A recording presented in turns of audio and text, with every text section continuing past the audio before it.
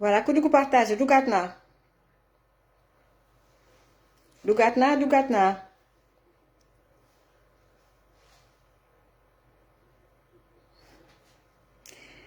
ku dugg partagé ku dugg partagé gars yi maa ngi leen di xaar ku dugg partagé kon maa ngi leen di nuyu bu baax a baax a baax ay ñuy woote WhatsApp bu leen woote bu leen woote bu leen woote ñuy woote WhatsApp bu leen woote xaale gars yi may leen ma tuuti ma dugg ci beneen kii bi beneen WhatsApp bi ku dugg partagé ku dugg partagé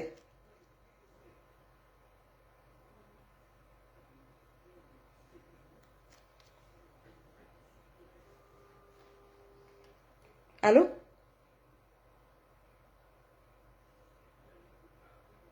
allo waa dugaat naa waaw ok ok ok ok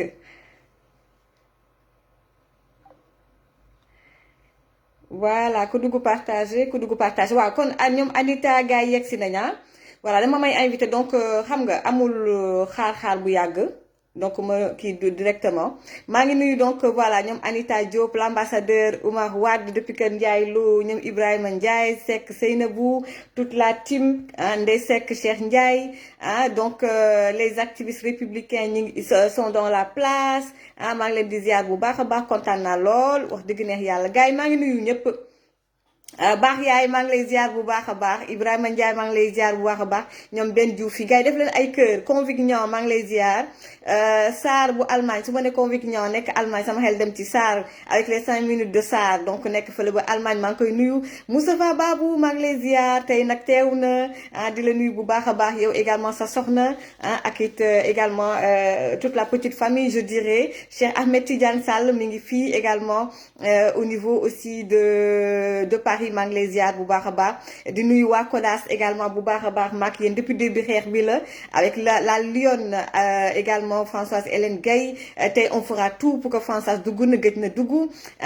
coowul na ku waral coow li ki ko waral kii di Khaliphone Sall ak gis nañ ko président Macky Sall gis nañ ko la première dame Marième Faye Sall coow li ne kur ku ne di ci wax ñëpp a ngi ciy coow Khaliphone Sall nee na dina dugg nag tey il va remettre les pendules à l'heure kon nag Khaliphone Sall day dugg tey leeral lu baree bari gars yi maa ngi leen di nuyu bu baax a baax a baax a baax di nuyu waa Kodas encore une fois di nuyu ñëpp ñi nga xamante ne ni ñu ngi ñu suivre Mala Ndiaye maa ngi lay ziar bu baax a baax ñëpp ñi nga xamante ne ñu ngi may suivre également depuis 2016 ba ñuy tàmbali live yi fin 2016 début 2017 ñu ngi leen di nuyu leen di remercier également ci seen fidélité kon tey sans plus tarder gars yi tey suñu live bi sommaire bi laa leen di jox ngeen partage bu baax nag et puis gars yi dañu def ay cœur ndax wax naa leen ko ba passé tey bu ñuy def live les gens sont là mais suñu paree da ngeen di gis dañuy téye live bi donc voilà donc xam nga ñoom waa Kër Ouzou Bébé man moom lu ma yëg sama yaram bariwul man damay pare live man ca leneen parce que voilà donc ñun nekkuñu ay liveuses on est là depuis très longtemps plus de 25 ans dans les médias on a une audience déjà voilà donc xam nga yàgg naa leen ko wax mais comme waa Kër Ouzou Bébé ñoom loolu lañ gëm pour ñu mun a téye ses vues dekk di wax ak yu demee noonu da leen def ay cœur ñoom plus ñuy def ay bopp mairie et tout que c'est comme si voilà donc ça voilà on me l'a dit c'est comme si Facebook day mel ni ñun lu garaaw la ñuy moom la ñuy wax fekk ne du loolu def leen le maximum de cœur jusqu'à la fin du live nga sécuriser donc le live alors Nina Diop nee na vivement le procès public Adji Sarr Ousmane Sonko le psychopathe Ndoumar Sonko la wax defe naa moom la wax gars yi kon sans plus tarder Assoubey maa ngi lay aussi un grand coucou di la def un grand coucou sans plus tarder sama gars yi am na benn information d'abord balaa ñu dugg ci wax ji ak combat bi nga xam ne moom ci lañ ne am na benn information bu am solo boo xam ne immigré yi dina leen soxal lool mi ngi jóge ci waa ministère affaires étrangères et des Sénégalais de l'extérieur dinaa ci ñëw léegi voilà donc malheureusement mi ngi ci beneen téléphone bi malheureusement donc je serai obligée xam naa ma def ko publication spéciale parce que mi ngi ci téléphone beneen téléphone bi malheureusement j'ai pas pu voilà donc en tout cas ni ma leen ko mën a waxee parce que je voulais vraiment venir avec les mots qu'il faut et vous donner l'information mais information bi jàpp leen ne Sénégal yi nga xam ne ñu ngi bitim réew doon def genre regroupement familial parfois da ngeen di soxla ay documents dem par exemple pour joxe benn exemple waa Brésil dem ambassade Brésil ba nekk Sénégal wala ambassade Italie ba nekk Sénégal ñu leen di demander ay documents et extraits wala yu demee noonu pour l'authentification ak yu demee noonu ak légalisation mi ngeen ci sonn lool di ci fay xaalis di ci sonn muy jël diir loolu nag seen coono jeex na ndaxte am na maanaam benn on va dire benn décision boo xam ne génn na mais il faut du temps pour que ñu officialiser ko mais d'ores et déjà jàppaleen ne coono boobu léegi dina jeex léegi ku soxlate ay extrait wala maanaam ay documents yu nga xamante ne pour soxlawul yenn démarches yi ngeen daan def di jaar ci ambassade Italie ba nekk Sénégal wala di jaar ambassade Brésil ba nekk ci Sénégal dégg di dem ministère affaires étrangères extrait bi ñu leen laaj document bi ñu leen laaj ci kaw dinañu am benn étiquette benn certification biñ ciy def su ko defee yow doo soxlati di dem di déplacé wu di dem ba ci ambassade ya ca Sénégal moo xam ambassade Italie moo xam ambassade Brésil du ngeen ko soxla di def du ngeen soxla di nekk di fay yenn fay ngeen di def donc information bi jox nañ ma ko mais dama ko dugal ci beneen téléphone malheureusement comme ni ngeen gisee voilà ñu bëggoon tey live bi et puis voilà beneen téléphone bi dafa déchargé mais on va communiquer là-dessus dinaa jël information bi ñu tas ko ci groupe WhatsApp yi parce que am nañu ay groupe WhatsApp pour immigré yi dinañ ko tas également def ko publication également ci Facebook également donc loolu bu weesoowee di remercier nag aussi waa ministère affaires étrangères des Sénégalais de l'extérieur parce que lii la ñu soxla également information bi di daw bu baax a baax voilà di nuyu aussi ñoom Moïse Sarr ndeysaan sama xuloo waale waaye nag léegi moom fu information jógee rek danaan carte téléphone mati jox ma information bi maa ngi koy donc remercier bu baax a baax ci information bi ni mel on voit bien donc dañu tas la information bu baax a baax voilà di remercier également suma gis naa ko ci image yi démb muy le consul Diallo monsieur Diallo bi nekk fële ca Paris maa ngi koy remercier parce que amoon na ay jamono xam ngeen ne ñun dañuy liggéey ci mbirum émigré depuis 2008 bañ nekkee 2STV voilà donc ko def émission en même temps donc voilà ñun fii lañ dëkk également bitim réew ci réseaux sociaux yi xamee nañ ñu ko on prend nos moyens on fait des tournages et cetera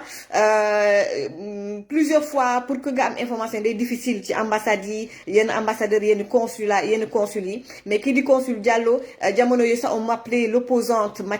mais néanmoins su ma soxlawee information tey waa Antilles je pense c'était la Martinique ou bien la Guadeloupe en tout cas il y avait voilà benn localité dans les Antilles françaises Sénégalais yi fa amoon problème mu passeport ma woo ko wax ko mu dugg ci live bi joxe kàddoom et mu sàmm kàddoom parce que jamono jooju ndeysaan dem na ba foofu sur place aux Antilles defaral leen seen passeport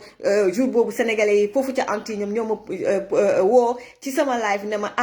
consul bi de la ma waxoon jëfee na ko kon nag ñu loolu la ñuy xaar donc suñuy liggéey tamit voilà nekkuñu fii rek pour voilà di critiquer gouvernement bi non on est là également pour que tey bu diaspora bi amee problème ñu teg ko ci table bi ñu am ay interlocuteurs bu ñu leen jëbalee maanaam seeni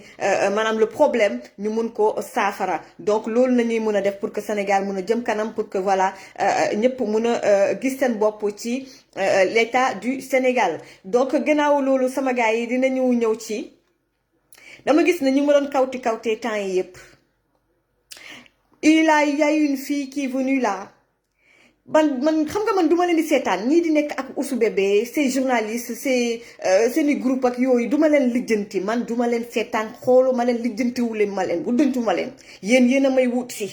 yéen a mazo yéen lépp lu may dugg yee ngeen ñetta yéen a may piste di ma xool di ma lijjanti kon nag dañ ma ko yónnee ndànk benn interview xale bu jigéen boobu dama naroon def live spécial tey ci yow waaye yàlla dafa defee ne information boobu dañ ko balayer en quelques heures parce que y a eu d'autres informations parce que y a eu la vidéo donc de Adji Sarr mu ñëw rek indi def buzz entre temps Bara Dolly problème am bi def buzz entre-temps il y a eu la visite du chef de l'État à Paris mu def buzz avec l'affaire Khalifa Sall entre-temps Ousou Bébé ak sosam bu rëy bi ak le meew du siècle wax ju rëy ji mu génnoon pour def diversion pour ñu fàtte vidéo Adji Sarr sos bu rëy sos moomu moo nekk def buzz retourné wu contre moom mujj gi yow sa bopp defatoo maanaam sa information bi dafa caduc moo tax tey aw ma sa jot mais dinaa def live spécial ci yow ñu ngi lay dugal nag ci kàmb yow laay waxal xale bu jigéen boobu dem leen ngeen xoolaat sama live bu dimanche passé man duma xale seen affaire enfantillage yi ngeen di def leen ko ak ñeneen def leen ko ak journalistes yi nekk foofu ca Sénégal ngeen di leen di këlantoo def leen ko ay peut-être des membres du gouvernement nga xam ne xamuñu réseaux sociaux man mot naa leen ndey gis nga Ousou Bébé mi nekk ci ginnaaw interview boobu yow laay waxal yaa ngi sànq xale bu jigéen bii xale bu jigéen bi bu nangu ñu sànq la bu nangu ñu sànq la Ousou Bébé journaliste yi nga yaakaar ak ñi nekk ci média yi nga yaakaar maa leen jiitu ci presse bi maa leen gën a xarañ gën lañ a compétente ndax ñun li ñu tàggatee mooy humilité moo tax duñ wax ñun li ñu jàng nii dañ ko tarbiwu depuis plus de 25 ans ñu ngi ci milieu bi dañoo mbapat gis lu bari xam lu bari tey muy président de la république politiciens yu bari suñu kanam moom la ñu màggee dañu màgg ci seen kanam ma bamtuwaat ko journaliste yi nga yaakaar ñun ñoo leen jiitu ci milieu bi te ñoom xam nañ ma booy xeex ak nit dangay xool ses points forts mais ses points faibles yéen nag xamu leen ma mati bu Walfadjri boobu ak bii yàgg naa leen ko wax du benn te di ngeen xam ne du benn kon yow moom xale bu jigéen bi defal très attention moytul ma ñu ngi lay dugal ci kàmb sama live lenn rek laa la bëgg a xamal man sama live dama koy préparer bokkuma yow Ousou Bébé ñi lay liveal nga xamante ne bu ñu wax dañuy wax ba pare te kenn xamul lu ñu wax lan la ndax xamuñu communication yow ay goos ñoo nekk seen ginnaaw di barti man lépp lu may wax dama koy peser xool xam lu may wax samay live dama koy préparer dama génne benn photo ma ne Aïcha la masseuse ma ne leen Aïcha du vrai turam xale bu jigéen bi rek laay waxal man ñii nekk sa ginnaaw ñoom intéressé wuñ ma voilà intéressé wuñ ma yow laay waxal jigéen nga may jigéen moytul dama yàgg suivre procès man sama bopp ñu indil ma problème Sénégal ma xam nu dëkk bi di doxee xam loi nu mu sewee xam procès na mu nettee un détail mun na la yàqal kon man Fall dama ni Aïcha la masseuse ni leen Aïcha du vrai turam benn photo ba ma wone fii bi dafa masqué wu est-ce que dama wone benn fille à visage découvert non yow ngay dem naan yaa ngi leeral yee yaay boo buggee lu leer dangay wone sa kanam doo masqué wu ndax yow mii masqué wu yow ak man ki may waxal Aïcha la masseuse lan moo may prouver ne c'est la même personne. Est-ce que j'ai sorti le visage découvert de Aïcha la masseuse? Est-ce que dama leen jox turam ak santam bi nekk ci carte d'identité déedéet dama ne Aïcha la masseuse Aïcha mooy surnom ma joxe ses initiales di A L joxuma ba tey vrai turam ma ne vrai turam A L la A la commencé ak L mun na nekk lum elle mun na nekk laam ainsi de suite dama bëgg nga régler sa pecc dinaa ñëw ci yow nag taluma la ndax fu mu nekk nii jamono ji fu mu nekk nii li ma war a wax dafa bari ku koo xam ne wax man damay wax suba ba ngoon jot sama liggéey wax la kon tey damaa am lu ma war a wax kon yow taxaw maa jukk te sa kaa duma ko sol ko Aïcha la masseuse dinaa ñëw ci Aïcha la masseuse man bi ma xam dinaa ñëw ci moom dugg ci détail te su ma ne dinaa dugg ci détail yi rek naa dugg ci détail yàgg ngeen nag ku ñëw wax ngeen ne soskat la dugg fii génn fii alors que xam nañu ne Ousou Bébé mooy soskat meewkat bu mag ba day meew bu mujj bi mu meew dafa meew ci mbirum assassinat beeg maanaam pneu oto ya dafa meew mu xam ne mi ngi meew mu xam ne Sénégal yi xam nañ ne mi ngi meew mu continuer di meew bi yoon nag meew bi da ko maanaam sos mi d'habitude da koy togg ba mu baaral ko ni ma ko waxee sànq bi yoon dafa yàkkamti baaralu ko moo tax ñu koy kawtee bi yoon nag dafa mujjee fës fen yi dafa fës sos mi dafa rëy ñëpp ku nekk ngi wax mu nekk nag ku ñàkk solo ku ñàkk fayda dafa ñàkk fayda mag ku ñàkk fayda la Ouzou Bébé temps yi moom j'ai l'impression qu'il pète les plombs nekkatul boppam parce que gënoon nga ay ci meew mi xaw mu tax meew mi bi yoon farul ñu ñëw ñu continuer voiture sabotée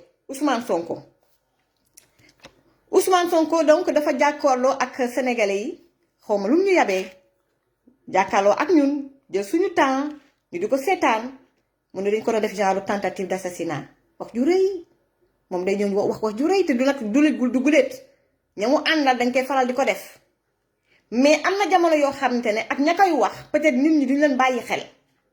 mais moom fa mu ko waxee ak moom ci boppam pour mu divertir nit ñi muurlu Adji Sarr vidéo Adji Sarr bi bu ñu wax ci mbirum rebelle yi ñu arrêté mu ñëw indi wax ju rëy jooju Ouzou Bébé gars yi tontu nañ la ci internet bi man damay juste rek ci surface bi rek laay laal de manière superficielle rek laay laal Ouzou Bébé li may waxal mooy sama maman yi di jaay gerte caaf xam naa ne muy Rufisque ak yenn quartier yi bu ñu commencé di live suñu maman yeeg suñu nijaay yi ndeysaan dañ koy teg ñëpp di seetaan ñu teg seen ataaya man yéen lay waxal ndax yéen la Ouzou Bébé bëgg a naan seen yuur mi kuy woote ci kii bi na arrêté WhatsApp bi arrêté leen Ouzou Bébé nga ne xawma explication si dafa rocambolesque jël nga oto bëgg nga yéeg ci kaw oto toit bi mënul nekk nga wàcc nga jëlaat beneen oto après patati après patata peu importe tu as pris 2 voitures kon yow léegi oto yi bi nga jël gars yi nekk ca kër ga nee na ñu ngi wekki ñu ngi koy saboté yow déjà temps boobu nit ki ñëw naan mi ngi sabotel di saboté sa oto bi fan la oto bi nekkoon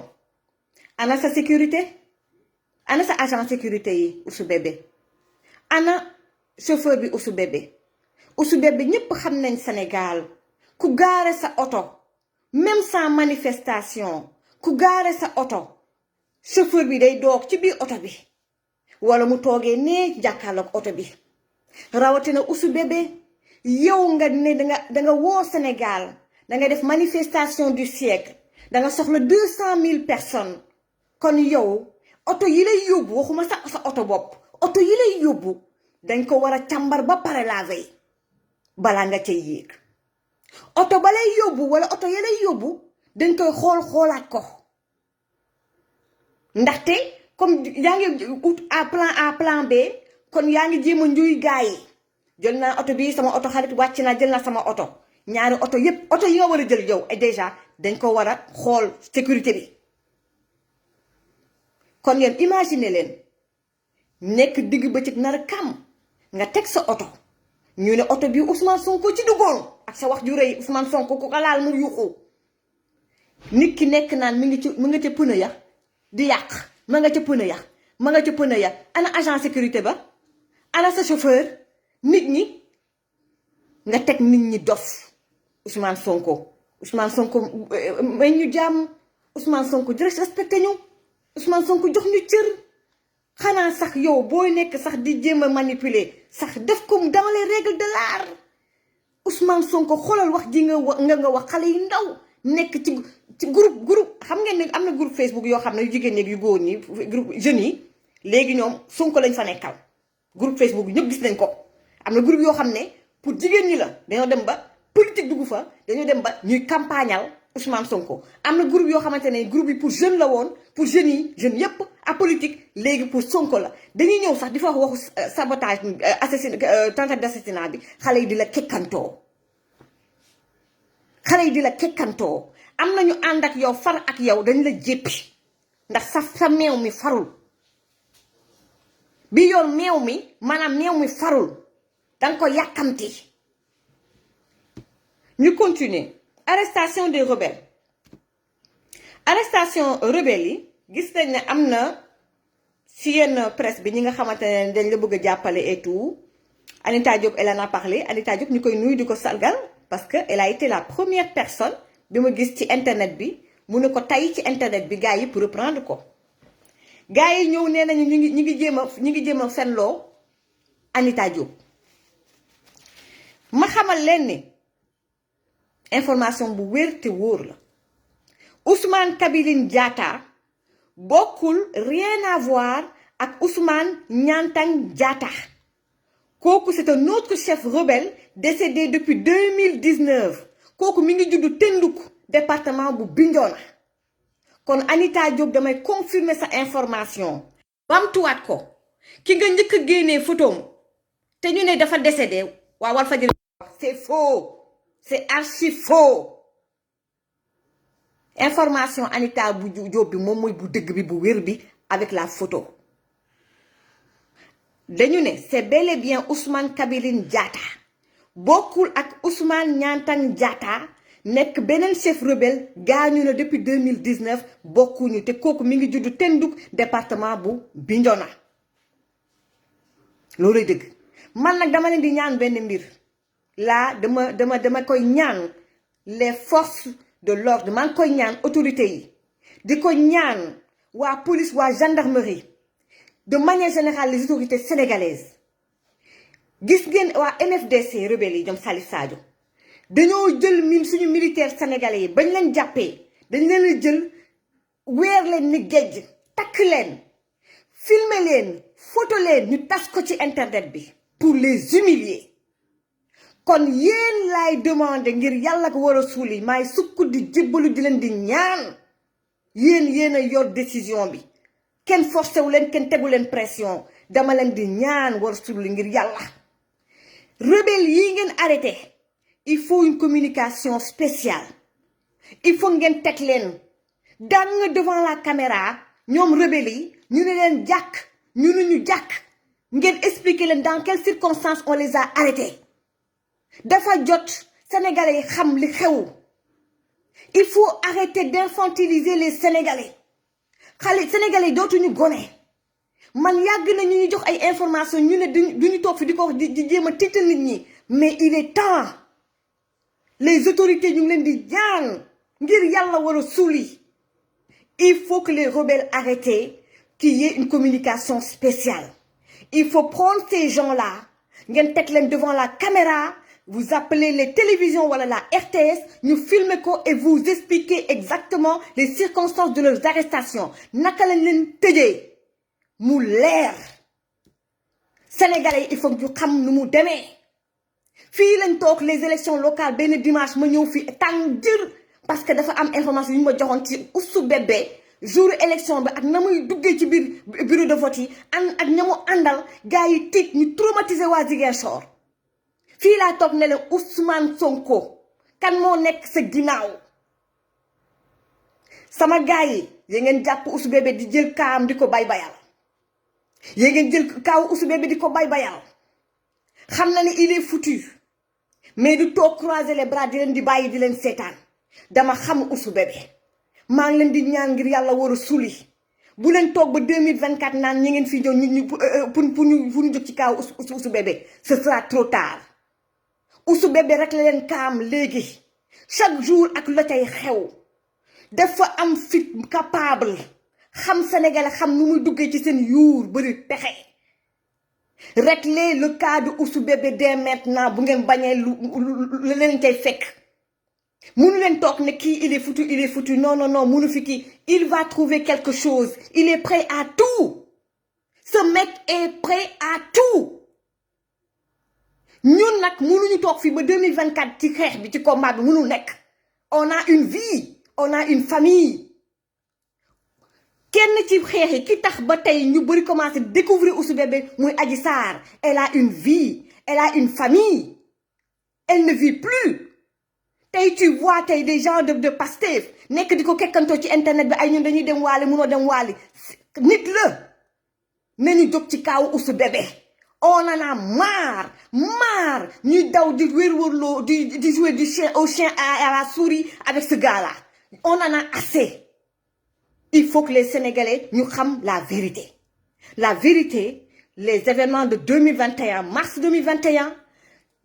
où tey jii ñi ñu arrêté rebelles yi y avait des rebelles yu xam ne ñu ngi bokkoon ci biir manifestation yi. Le ministre de l'Intérieur il l'a dit il a parlé des forces occultes jamono yooyu ngeen nekk di ko kawtee di déglu waa kër Ousou Bébé ñuy diaboliser le ministre de l'Intérieur alors qu'il avait raison man jamono yooyu ñoom am na ñu doon wax ak man ba tey dama leen oo ne leen il a bien parlé c'est un homme d'État li mu xam yëpp te waxu ko kon affaire bi na leer rebelle yi nañu génn ñu génnee leen ñu wane seeni kanam wax naka lañ leen arrêté fan lañ leen arrêté ñoom waa kër Ousou Bébé lan la ñuy wax sénégalais yi ñoom dañuy wax rek waaye amuñu benn preuve dafa jot nag le jeu du chat et de la souris bi ngeen nekkee ak Ousou Bébé dafa doy le gars il est prêt à tout chaque jour nag am na lu mën a xew ak moom ma ne leen maa leen ko wax tey de capturer leen ko ngeen téye ngeen enregistré ko bu ngeen fi nekkee jël mu nekk épée de Damoclès ngeen di ànd ak moom ba 2024 du leen xaar de waa ji dafa bëri pexe di ngeen am lu leen bett ak lu leen metti ci waa ji dafa capable ma yem foofu ñu ñëw nag léegi parce que foog ñu jël kii di Khaliphone Sall coow li bari na ci Khaliphone Sall parce que président de la République moo ko recevoir il a fait un live avec le président de la République il a fait un live avec la première dame j'ai apprécié parce que dañu war a soxla on a vu le président rigoler on a vu le président free on a vu la première dame free ñun loolu dañ ko doon gis ci ay ñoom Emmanuel Macron ay ñoom comment dire l'ancien président Barack Obama mais ma ñëw sur la polémique xeex bi dañ ci soxla ñëpp waa kër Ousou Bébé on a vu Assane Diouf le xoromeur mais Assane Diouf mi ngi bokk ci listu Yewwi Askan Wi ak wàllu Assane Diouf moo njëkk a def live di xorom kilifa yi Assane Diouf ngeen jël boole ko ci seeni liste manifestation 8 juin Assane Diouf jóg na jël kàddu wax ci kanamu kilifa yi te day xorom kon yéen du ngeen wax ci Assane Diouf dara Khaliphone Sall ba mu àndee ak Pastef ànd ak Ousou Bébé di saaga président ànd ak yéen waa Pastef ngeen koy dooleel di ko tàccu di ko partager moom Khaliphone Sall di ma saaga defuma ko dara muy saaga Françoise Hélène Gaye di saaga le président di saaga la première dame ngeen koy partager di ko partager nice teg ko ci kaw di ko woo di waxtaan ak moom kon moom léegi ngeen commencé ne dafay c'est l'insulteur public xam nga problème bi lan la seetaan naa nag xaw ma Pape Matar Diallo la defe naa moom la Anita Diop doon waxal mu nekk Walfadjri defe naa chroniqueur la man kanamam laa xàmmee xam turam sax miinu ma ko du ma leen di seetaan lu may seetaan mooy su ma gisee ay extrait ma daw YouTube xool ko man télévision sénégalaise mooy loolu xanaa léegi jàkkaarloo dama koy seetaan ndax ñëpp la ñuy invité danaa seetaan également léeg-léeg ndumbelaan en parenthèse ngeen may ma lance un message naqarlu journaliste leeral bi li ñu ko def ca manifestation 8 juin waa kër Ousou Bébé ñoo ko def di naqarlu également waa TFM journaliste TFM la ñu ko def ca manifestation bi di ko ñaawlu di ko naqarlu ndax ak lépp lu ñu mun ci wax leeral man de dama ko gis lenn ngeen ko mën a reprocher mooy la mu diffuser reportage Adji Sarr TFM man lenn ngeen ko mën a reprocher waa kër Ousou Bébé lenn lañ leen yéen waa TFM may wax ak yéen lenn rek lañ leen merewee amuñu dara lenn lu concret luñ leen mën a reprocher parce que tout simplement Youssou Ndour mooy seen patron ils ont une haine contre Youssou Ndour ils ont une haine contre cet homme-là parce que nee nañu day liggéey ak Macky Sall te ñoom Youssou Ndour mënuñu ko supporter man TFM nañu wax te yàlla rek a tax jàkkaarloo bu may seetaan mais on invite l'opposition on invite tout le monde mais man émission Fatidien le matin on invite tous les politiques de tous bords journalistes yi ils font le travail de manière objective Binta Diallo, info du soir, mais elle invite tout le monde. Et pourtant, quand vous allez à Walf, on voit tout le temps que Walf, il tire sur le gouvernement. Dañuy teg Sonko ci kaw. Tout le monde, Sénégal, yëpp gis nañ ko. Walfadjri est là pour Ousmane Sonko. ñëpp gis nañ ko. Loolu nekkatu lu ñu laam-laamee. te képp ku bokk nag ci gouvernement bi wala nga ànd ak waa Benno Bokk Yaakaar dem Walfadjri yaa ngi sacrifier sa bopp. kuy demati ci plateau yooyu xool leen bu baax. ñaata nit lañu invité balaa ñu lay saax-saaxee parce que même les chroniqueurs seront contre toi doo mën a wax la nga wax ils vont te ridiculiser ils vont t'humilier kon ña fay dem yéen a tooñ seen bopp kon ñu ñëw tey yéen ñooñu seen plateau bi dañ ma jox extrait bi naka ngeen mënee ñëw toog naan vous vous offusquez du fait que Kaliphone un instructeur a été avec le chef de l'État. Alors que Assane Diouf, vous l'avez rien dit. Il y a des années en arrière, en 2019, Mandama o Ousmane Sonko, Moma wowon. Ni waxtaan ci ben cas parce que tout simplement j'ai fait un live, j'ai parlé de T de Dakar, dañ ko invité, amna ko fa jaaroon dafa fay et que bon ben militant fay na, c'était par rapport à ça. Ma profité ci ne ko sa boy yi ñu commence di saga ci internet bi. te loolu baaxul pour yéen seen parti mu reetaan mu ne ma on m'a parlé d'une certaine madame Ba man xaw ma woon sax kuy madame Ba jamono boobu c'est lui qui m'en a parlé kon yéen yàgg ngeen ci saaga yéen waa kër Ousou Bébé yéen a fi toog en 2018 ou 2019 ngeen def benn liste de góor jigéen de borom tur ñaari les homosexuels en tout cas ngeen jël ay kilifa de liste bi di ko fi teg ci live. Yéen ko fi njëkk a def yéen fii yéen fiy saaga ci élection législative yi sëñ Maay Ñas di saaga suñu chef religieux yi lu tax yéen plateau télé yi waxu leen ko pourquoi tey ngeen door a wax parce que saaga yi lañ leen di delloo parce que les activistes républicains ak ñoom Kaliphone Sall dañu jël seen stratégie ñu fekk leen ci di leen saaga comme yéen delloo leen saaga yi ah kon gis ngeen ni mu méttee. Parce que xam ngeen ne mën ngeen ko def mati mu jàll man du ma sa saaga François du saaga ak keneen kon nag ñoom comme ils vous ont rendu l'ascenseur ngeen commencé paniquer commencé nag péter les plombs waaye yéen seen plateau yooyu bu ngeen objectifoon xam ngeen ne fii saagakat yi ca waa kër Ousou Bébé la te du tey ñu jël ngeen may ma jël Kaliphone Sall. Kaliphone Sall maa ngi lay ñaan nga envoyé ma benn demande ma def benn parenthèse bu ndaw également parce que man du ma liveuse encore une fois ñun man j'ai chef d'entreprise là ndax j'ai une entreprise au Sénégal du ma koy faral di wax fii j'ai mon travail mais je travaille avec de grands groupes européens fii ci wàllu audiovisuel j'ai mon travail. Kon man nekkuma activiste ni rien du tout mais combat bi c'est pour la République c'est pour le Sénégal on a voulu me détruire ma jóg ma xeex en tant que femme sénégalaise ànd ci ak ñoom Kodas ak ñoom François Hélène Gaye on a été les deux premières ñu dem ba ci biir bëgg bàyyi génn ñu dem ba ci biir Kaliphone Sall génn ñu dem ba ci biir ma gis les activistes républicains nga def liggéey bu am solo chaque dimanche ma rafetlu ko. Comme ni ma leen ko waxee liggéey bii ñuy liggéey dañu soxla ñu mel ni Kaliphone Sall di defante ak ñoom dañu soxla ñu mel ni Anita Diop ñuy dóor te duñu xam kan la ñu soxla ñu ko mel ni Mati dimanche muy dóor muy metti mais nag nañ ko def pour le Sénégal bu ñu ko def xeexu parti APR kese bu ñu ko def xeexu parti politique am na yoo xamante ne dañ ko wax ci suuf bu leen di ñëw di beru génne affaire yi juste pour nekk xeexu APR déedéet. xeex bi xeexu Sénégal la on est face à un homme dangereux tey bu fekkee ne dafa bëgg def pousse-toi que je m'y mette ôte-toi de là que je m'y mette Macky Sall na fi jógee man ma toog te yow yaa yées je le dis je le répète Ousou Bébé yow dallu Macky Sall moo la gën Macky Sall moo la gën Idrissa Seck moo la gën Thierno Alassane Sall du sa morom ñoo la ëpp valeur duñu sa morom kon man tey bu ñu jógee pour néewal doole le président de la République ndax benn xuusmaa ñàpp et damay jóg taxawaa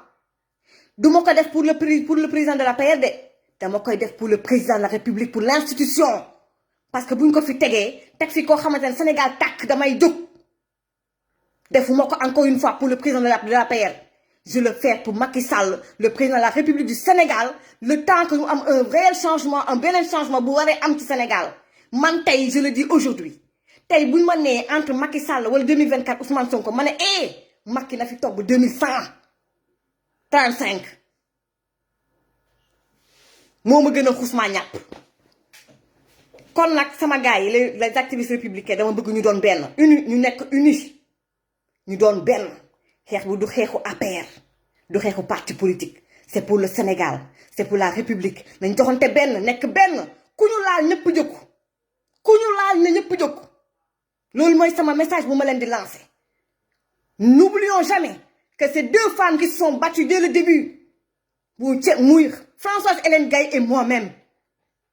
suñu vie la ñuy jël mettre ko en parenthèse. On se bat te lii may xeex man soxlawu ma ci dërëm je vous le jure soxlawu ma ci dërëm je mets ma vie entre parenthèses pour ce combat-là. pare naa yow Ousou Bébé jaay la sama bakkan je suis très sincère. N'oubliez jamais que li ñuy def nii defuñu ko pour les beaux yeux de Macky Sall ou de qui que ce soit. C'est parce qu'on reste convaincu, on a toujours été engagé, que Ousmane Sonko n'est pas l'homme de la situation. Ousmane Sonko est un danger pour le Sénégal. Et je le dis, et je suis sincère, cet homme est dangereux pour le Sénégal.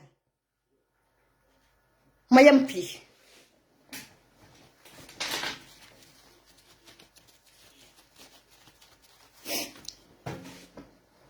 Californie ñëwal nga dugg.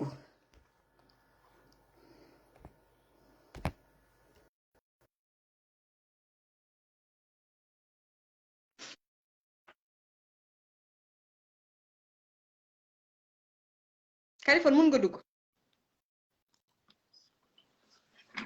maa ngi lay ziar Californie. asalaamaaleykum di jégalu sama gars yi di jégalu bu baax a baax j'aurais pas voulu en arriver là mais parce que voilà am na yu bëri yoo xamante ne on peut pas le dire dans un live maa ngi lay ziar Californie di la nuyu bu baax nag. yaa yëngal jamono ah. maa ngi lay fay la dame de fer Mati Fall ma lay ziar bu baax di nuyu sénégalais yi ak fépp foo xamante ni jamono ji ñu ngi fa toog di ñu bàyyi xel di ñaan jàmm si sunu Sénégal di ñaan jàmm si Afrique di ñaan jàmm it si adduna bi. donc vraiment ma santaat la rek gërëm la comme ni ñu koy waxee le fait que nga woo ma ne danga ma bëgg dalal sa live te yow moom xam nga ni sama sœur nga munoo ma woo ma ne la dam lay wax naka sudul noonu. dëgg la balaa dara damay nuyu son excellence monsieur le président de la république Alaaji Macky Sall. di nuyu nag soxnaam su baax soosu la première dame Marème Faye Sall. di ko newaat jërëjëf di ko newaat macha allah. Mati comme ni nga ko ubbee xam naa ni sa xol tooy na moo tax bëgguma sax nga nekk di laaj man dinaa expliquer sénégalais yi rek que le temps ngay dal amul solo comme ça sénégalais yi di seetaan mën a xam parce que jamono jii faaw ñu feeñal dëgg parce que ñun dara ñoruñu lu dul sunu Sénégal te dafa am ñoo xam ne dañ def seen coalition pour yàq Sénégal yàlla dogal nag ñun ñu nekk ay ndaw ñuy xuppi sunu ay bët xam ñii ñu jàkkaarloo du ñoo mën a tabax Sénégal ñii ñu jàkkaarlool du ñoo mën a yor Sénégal comme ni nga ko waxee coow li bëri na depuis ñett fan léegi lu ko waral mooy njiitum réew mi Alaaji Macky Sall toog na benn xale banlieusard doomu Sénégal boo xamante ni mu ngi woon si réseaux sociaux yi daan ko wax ay kàddu yu ñaaw benn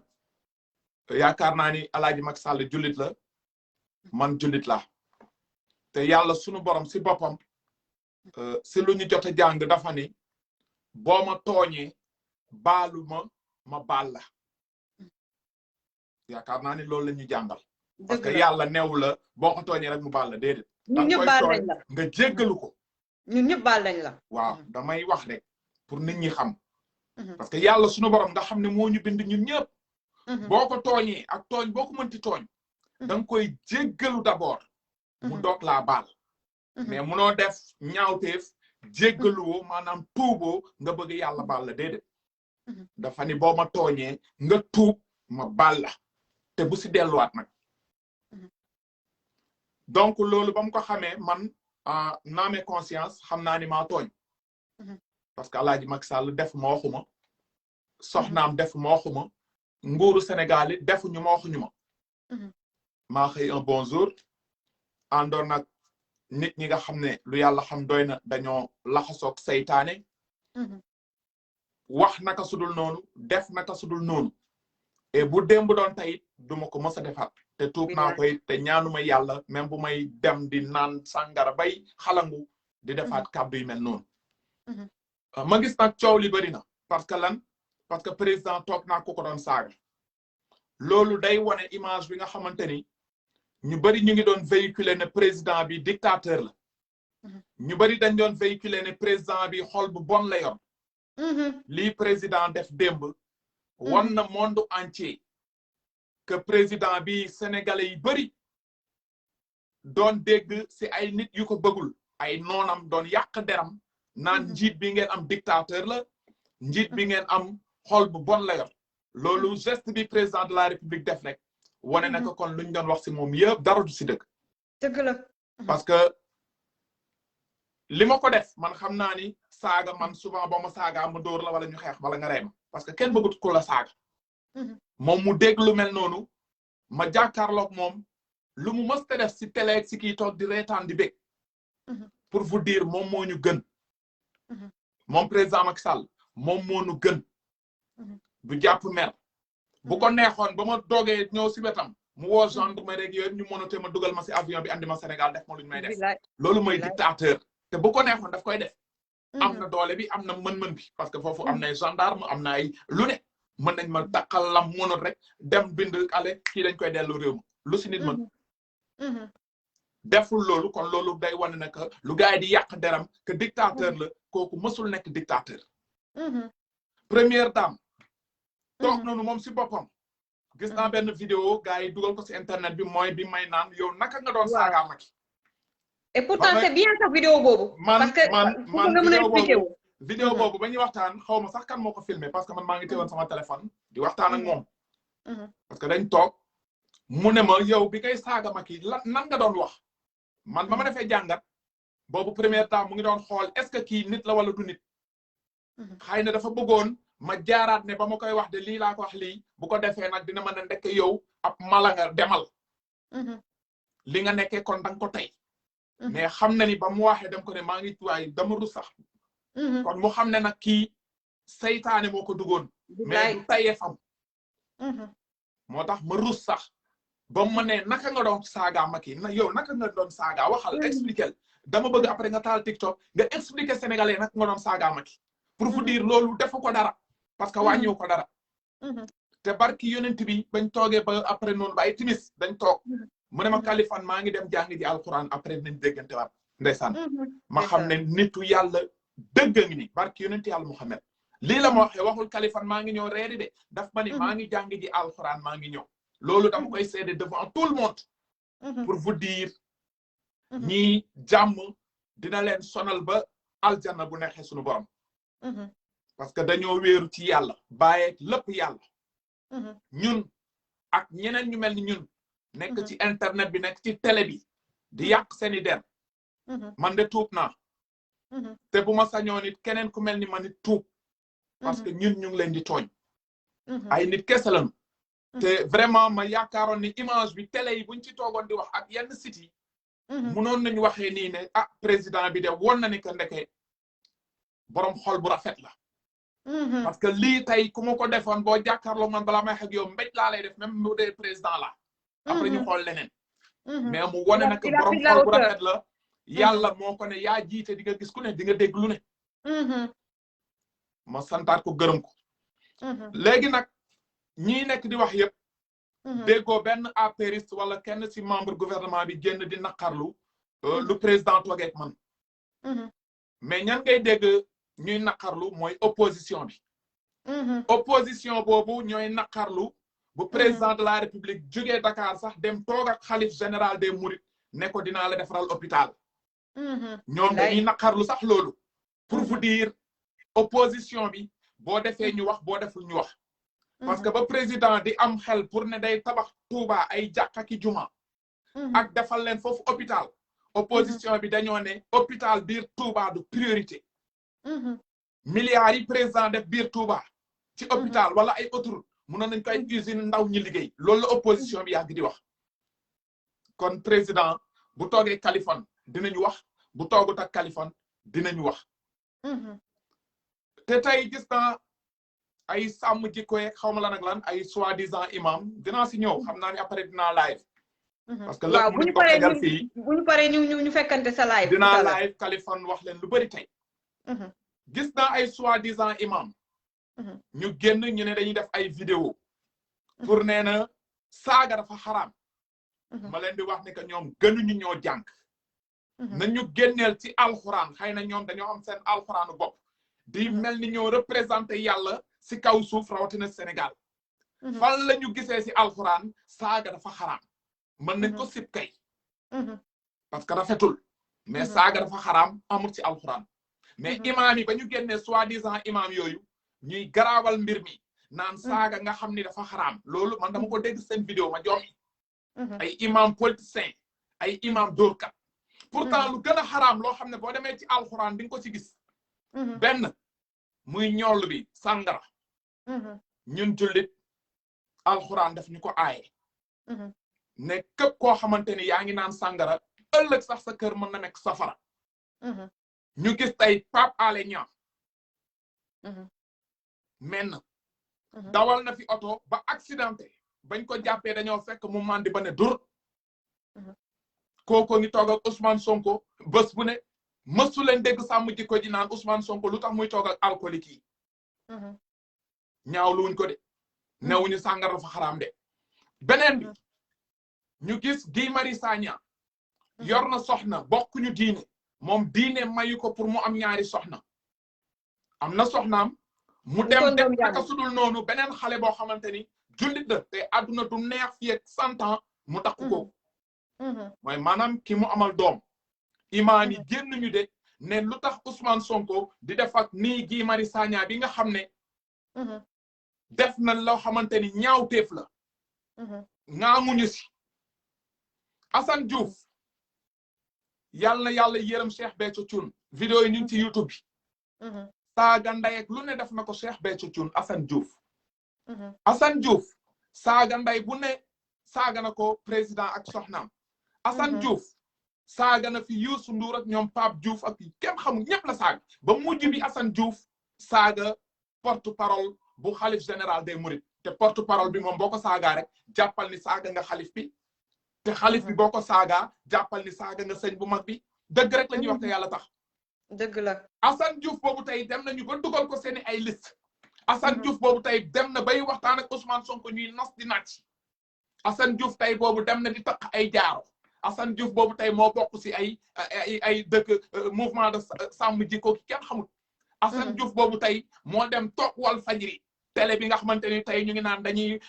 Macky Sall dafa toog ak ay saagakat Assane Diouf toog ci plateau télé naan bu ma amoon doole damay daganal yamba man damay tux yamba te yamba ñëpp xam ne dafa xaraam ñoom waa wal fajiri ba Assane Diouf ñibbee dafa ñu émission spéciale mais Assane Diouf de waruñu ko dénk dara Sénégal déedéet parce que si ñoom la bokk xam nga problème yi mooy lan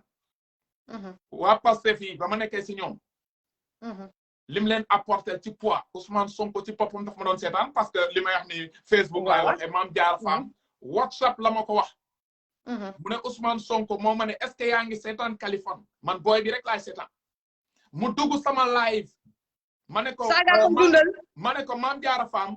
keroog da nga ma wax sama WhatsApp que Ousmane Sonko daf koy seetaan mu ne Kaliphone loolu maa ko wax fii Ousmane ñooy jóge Bignona toog mu ne ma est-ce que yaa ngi suivre booy bi jamono jooju ba may saaga est-ce que Mame Diarra Fam wala Ousmane Sonko wala yenn waa Pastef ne woon nañ ma Kaliphone bul saaga gis naa nit dof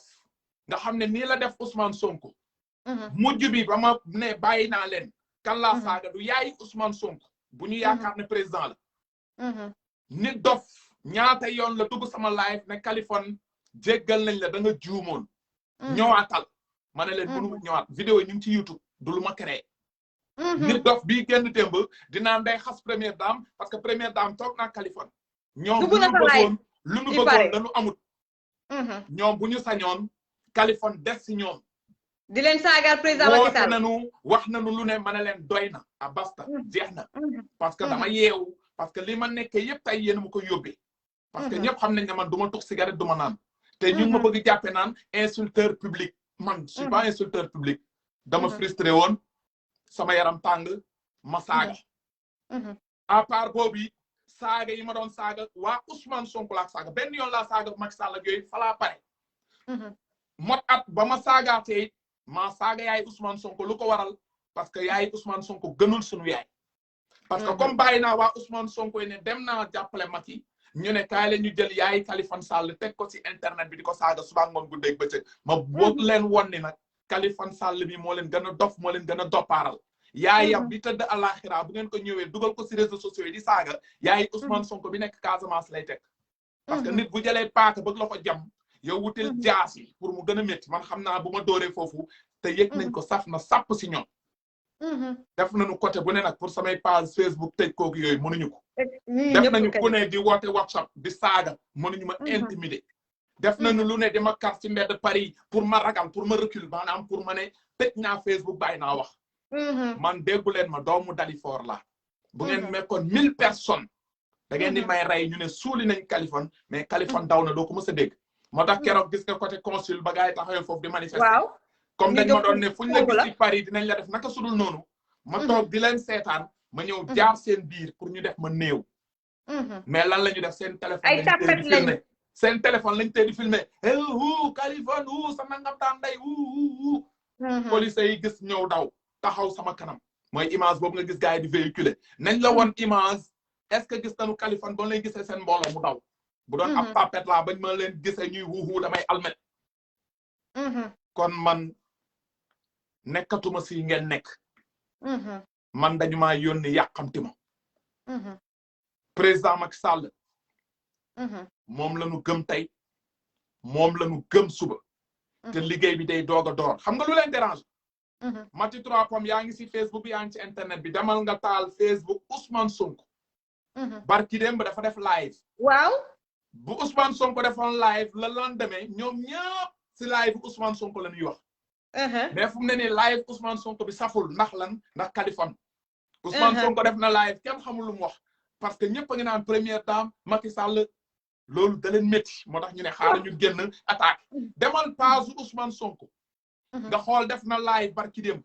mu ngi toll si 200 000 personnes ñoo gis live bi ñëwal sama page nga gis live bi ma def ak première dame 400 000 sénégalais gis nañ ko actuellement si benn fan. gis naa ko loolu moo leen di métti ñoom ñu ne Kaliphone warul mën a may couple présidentiel visibilité bi pour sénégalais xam ne ay nitu neen lañu parce que comme ñoom dañuy toog seeni réseau di wax sénégalais ñii ay dictateur lañu nii ay niti bon lañu ñii ay yéeféer lañu 15 000 personnes gis ko 20 000 personnes gis ko Kaliphone ñëw won sénégalais yi première dame nga nii di reetaan di kaf di naan Kaliphone dam lay mbéj Kaliphone dam lay ñëpp accordé ne première dame ndeke borom xol bu rafet la ñoom loolu dana na métti parce que bëgguñu woon loolu feeñ sénégalais yi gis ko ñoom bu ñu sañoon nañuy won sénégalais yi rek ñii ay dëmm lañu ñii ay jinne lañu ñii bëgguñu Sénégal loolu nag duma leen ko may man yàlla moo ma may visibilité kenn mënu si dara du ma jënd visibilité aw ma sax jot bi yor ngeen seen 10 000 pages def leen tour ci internet bi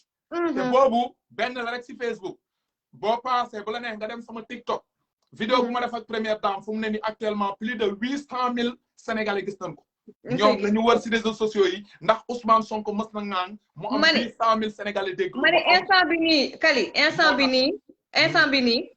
on a récupéré les réseaux sociaux ci ñoom te looloo nekk Ousmane Sonko on a récupéré les réseaux sociaux te loolu mooy lu leer ñëpp xam nañ ko looloo ko métti instant bi nga may ma bëru xol benn moom mooy les activistes également républicains ak ñi nekk di partager vidéo journalistes yi nekk Walfadjri di wax loo xamante ne ci voilà di xaw a critiquer Ousmane Sonko tey leen ci def leen attention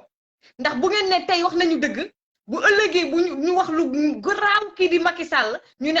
waaw ba ñu waxee ci Ousmane Sonko voilà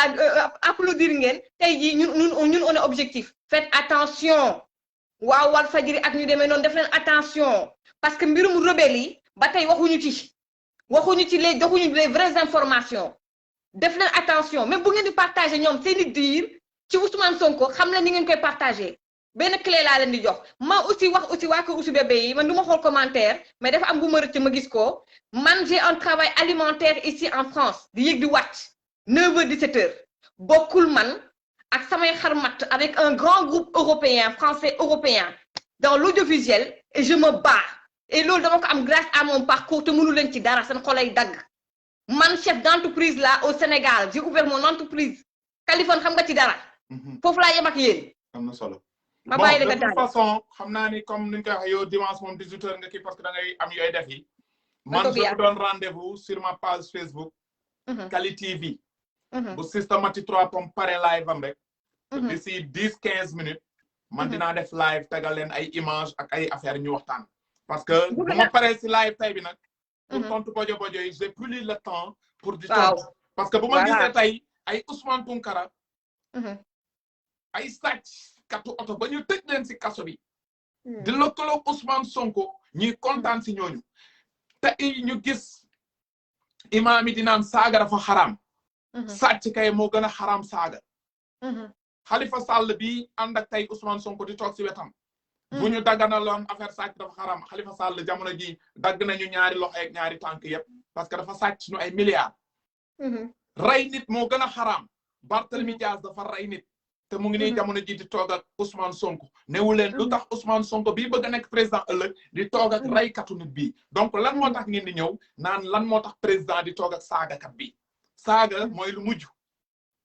saaga mooy lu mujj mais Barthélemy Diaz dafa rey Guy Marius Sagna dafa njaaloo Assane Diouf daf fi def lu kenn deful toxkatu yamba ainsi de suite Pape Alé Niang Soulard ñoom Tounkara ay sàcckatu oto parce que amu leen lu ngeen jox sénégalais yi ci pour mu rafet kan moo fi saaga kilifa diine yi ci internet bi am na bu doon tey da ngeen ne Kaliphone saaga na kilifa diine bu ngeen ko amoon génne vidéo yi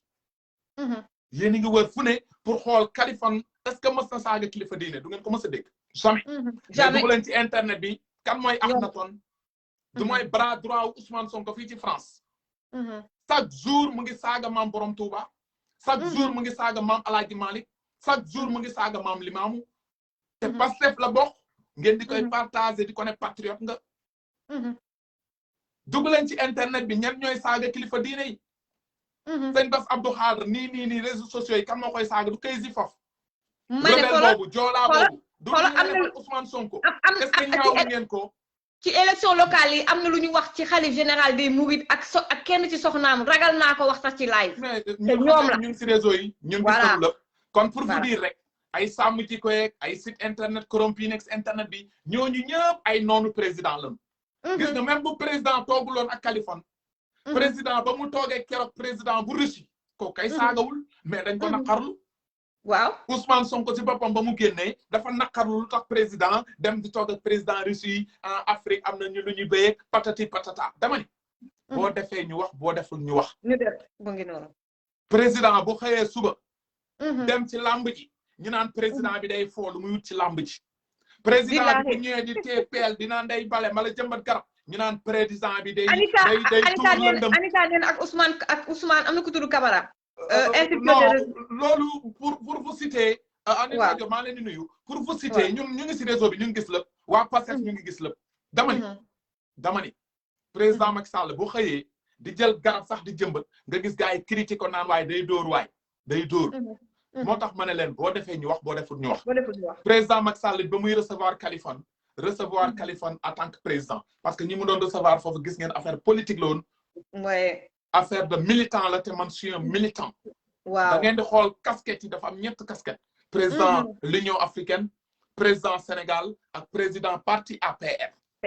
président ba may recevoir mo biir palais de la République fi ma recevoir mooy biir këram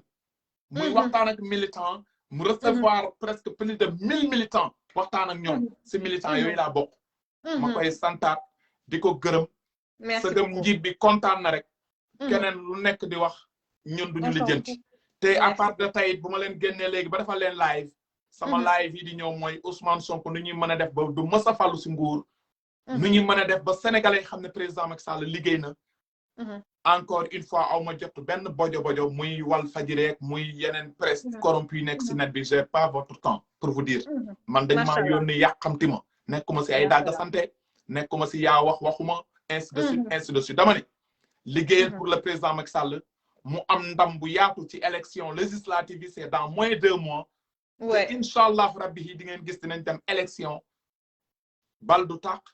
xanaa prep falaayam ma lay jaajëfal sister merci ma jox leen dig daje sama page Facebook waaw tout à l'heure qualité bi jaa ngeen jëf merci beaucoup jaajëf merci beaucoup merci vraiment voilà donc gars yi maa ngi bëggoon jël nag la Lyon kii di Françoise Hélène Gaye il est 18h05 te man en Françoise bëgg moom muy dugg ay 5 minutes la diva doo dugg pour ay 5 minutes ni 10 minutes dama bëgg dugg pour 30 minutes on se sait, on se connaît, on se soutient, on est les deux lions de Facebook, des réseaux sociaux. Quand on se sait, dama lay jël léegi ci suuf ñu préparer lu neex ma ak yow waaw kay ñu daje fële kon gars yi nañ ñu daje ca live bu Kaliphone Sall man dama war a préparer togg yaasa bu fatt tarak maa ngi nuyu Anita encore une fois Mola Morgan Bershka maa ngi koy ziar bu baax a baax ñoom Ousmane Ndiaye waa Kodas Iba Mama Nafissatou Diouf yéen ñëpp également l'ambassadeur Kër Ndiaye Lo Oumar Wade maa ngi lay ziar yéen ñëpp ku lim juum les activistes républicains maa ngi leen di nuyu bu baax a baax donc encore une fois gars yi faites attention foofu laay jeexale ak yéen faites attention journalistes yi nga xam ne fi nekkal Ousou Bébé bu ñu génnee seen yenn information wala ñu mel ni kuy xas Ousmane Sonko def leen attention dafa am lu ko waral ci suuf c'est mu ngi noonu am na yoo xam ne mënuñu ko wax ci live bi dama leen a xam je les connais. Faites attention parce que nous ne retourner contre vous. Vous pouvez utiliser ces images-là, mais on peut l'utiliser à bon escient. Dinañ ci wax dina am yenn clé yu ma jox ñoom Anita mu tasaare ko waaw di nuyu ñoom Moustapha Diémé di leen ziar bu baax a baax convite ñaa encore une fois gars yi maa ngi leen di gërëm di leen sant dof également nuyu naa ñëpp Françoise on se capte tout à l'heure ñu daje également ci Kaliphone TV dimanche prochain j'aimerais bien passer un bon moment avec la dame de fer la Lyon Françoise Hélène Gaye voilà pour qu'on puisse faire la revue de l'actualité inchallah dimanche prochain kon nag gars yi defe naa lii la woon encore une fois waa Kër Sonko xamulu leen ma dara parce que même nit ñu ma jege ñu ma xam bu baax jege ma lool xamuñu ñu ma lépp vous ne me connaissez pas j'ai un travail alimentaire j'ai bien dit alimentaire di xëy di yeewu 9h 17h comme tout le monde et j'ai un autre boulot à côté avec un grand groupe européen seen xol di dagg may liggéey ak ñoom te loolu ma ko mooy sama parcours sama compétence ñu xam ma depuis Sénégal mboole ci nag ma am sama entreprise au Sénégal di fay ay nit au Sénégal mënu leen ci dara d'accord bye bye bon début de semaine à tout le monde baax yaay ziar naa la